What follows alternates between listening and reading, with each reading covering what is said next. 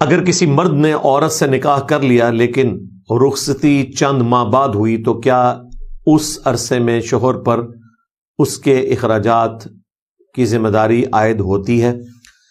دیکھیں، قرآن حکیم میں سورۃ البقرہ میں اللہ تبارک و تعالیٰ نے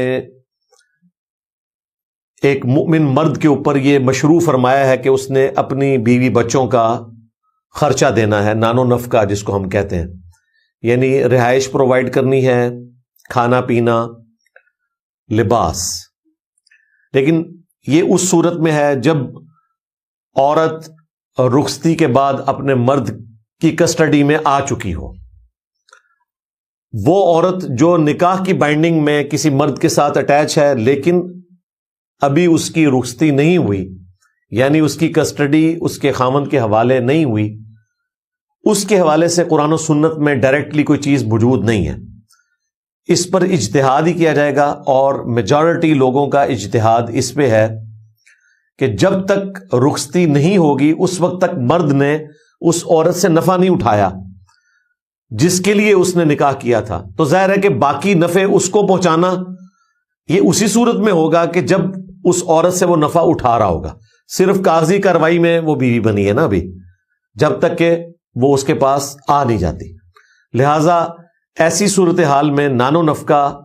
اس مرد کے ذمہ نہیں ہوگا، سوائے اس کے کہ رخصتی میں ڈیلے کا سبب وہ مرد بن رہا ہو، یعنی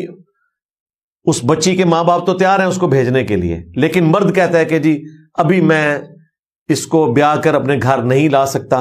تو اب یہ ڈیلے چونکہ ہو رہا ہے مرد کی طرف سے، اس ڈیلے کے دوران اگر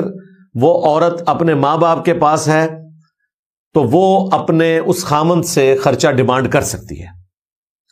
اس صورتحال میں سب ایگری کرتے ہیں کہ وہ خرچہ دے گا، لیکن اگر یہ ڈیلے لڑکی والوں کی طرف سے ہے تو ظاہر ہے اس کے ماں باپ اس کو کچھ عرصہ اپنے پاس رکھنا چاہتے ہیں، اس دوران نان و نفقہ ڈیمانڈ کرنا ایک بڑی عجیب سی بات لگتی ہے۔ کتاب و سنت کی تعلیمات کی جو ایسن ہے اس میں یہ فال نہیں کرتی۔